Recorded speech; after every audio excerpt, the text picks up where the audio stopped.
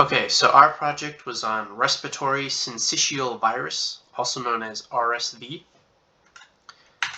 So for our scenario, we got, as the respiratory therapist that is on, you get a call to go down to the emergency room.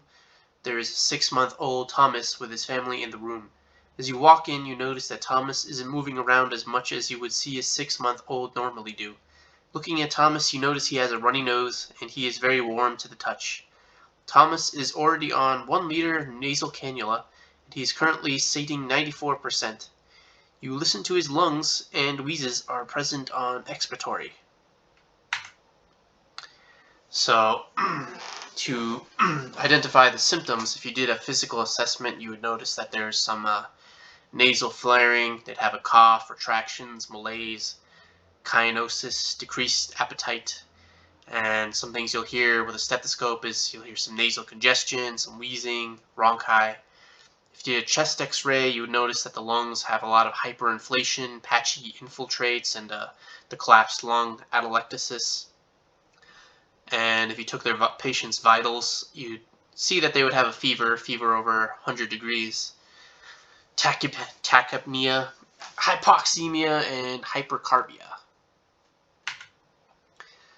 So there's some treatment for RSV. One of them is the nebulized ribavirin. It's the only FDA-approved medication for hospitalized infants and children. It's administered with a oxygen hood for non-mechanically ventilated patients. Some enhanced precautions should be taken for children on a mechanical vent in the prevention of crystalline precipitation in the circuit and to help prevent complications. And as far as I know, this ribavirin is like the only type of antiviral medication for this disease. It's also used for hepatitis C. I think it doesn't actually cure you. It might just help reduce the symptoms, things like that. And it's a bit controversial because it does have a lot of side effects, especially if someone so young takes it. So I don't know if it's such a good idea to use it, but it's there if you need it. So,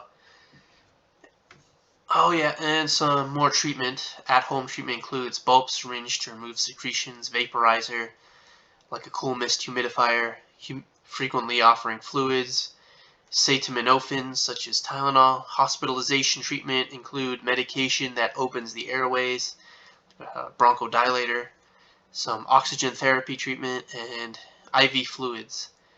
So yeah, here I think bedside care is probably the best sort of treatment for this. There's obviously no vaccine. You just got to sort of wait it out. After about a week or so, the symptoms should clear up. If not, then they might need to be hospitalized. Yeah, so just maybe like over-the-counter medication like Tylenol, IV fluids, bronchodilator, oxygen therapy if they really need it, things like that. Gestational age. Knowing the gestational age helps evaluate the health of the baby at birth, allowing the doctor to make sure the baby is growing at the rate the little one needs to be growing at. Diagnosis. RSV is common in children under 2 years of age. Occurrences are more common during the winter months, and illness can be the result of an outbreak. RSV is diagnosed by secretion samples from the oral or nasal cavity. These can be retrieved either from swabs or suction. To retrieve the sample, suction catheter, swab kit. Other diagnostic tests could include a CRX, which would show hyperinflation and patchy opacities. So yeah, it's super common for children under 2 years of age. In fact, I think that's when most kids get sick with it, is when they're under 2 years of age. So just like flu season and cold season, there's also RSV season, which is like during the winter. And that's when times where you should take extra care of your infant. And yeah, to diagnose, you would use the nasal swab. You can also do a blood test where they check your antibodies, but I think nasal swab is probably the cheaper, more practical method. So upon the patient discharge, I went with this MDI, Ventolin HFA meter dose inhaler. That's the brand name for albuterol sulfate.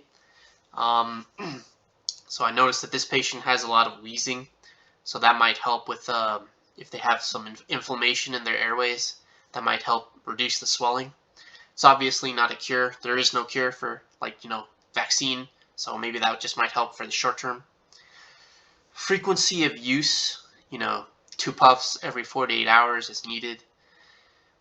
Spacer with the mask should be used to help deposit the medication into lower airways. So, like what this baby is using, this baby has a mask. It's called a spacer mask, and it attaches to the spacer. It goes over their nose and mouth like that, and you would basically hold it over their face like that while you're depositing the medication, while you're using the inhaler. Severity. Alright, so the patient should return to the hospital if their dyspnea is not getting any better, or if it's getting worse. If they have any nasal flaring, that might be a sign of respiratory distress. Dehydration, if they're not, producing enough urine, that might be a sign they're dehydrated. Fever lasting more than a few days, or if they have signs of bronchiolitis or pneumonia. A lot of times, this disease can progress to lower airways, and then that's when the bronchioles get inflamed, or in the case of pneumonia, the alveoli gets inflamed. So, if they have any signs of those, then they might have to go back to the hospital. All right, so this is how to educate the patient on how to use the inhaler for an infant. Well, the first thing you would do is remove the cap from the inhaler. You would prime the inhaler, just spray it a few times just to get any dirt and debris out of the inhaler. Shake the inhaler, then you would attach the inhaler to the spacer and to the spacer mask. Then you would place the spacer mask tightly over the infant's nose and mouth. Push down on the inhaler and make sure infant takes 6 to 8 breaths. And then once you do that, you should wait at least 1 minute before the second puff, and then just repeat the steps all over again. Alright, so prevention. You just want to keep the baby away from smokers, because RSV is a airborne pathogen, so it goes through the air, usually through respiratory droplets, and a good way to get it is through inhaling secondhand smoke. So always wash your hands before picking up or handling infants. Should be fairly obvious. Don't let baby near sick people. Yeah, good idea. And, oh yeah, this is a good one. You should limit time at daycare during RSV season. That's usually during the winter months when it's cold. Because number one way that kids get sick is they get infected by other kids.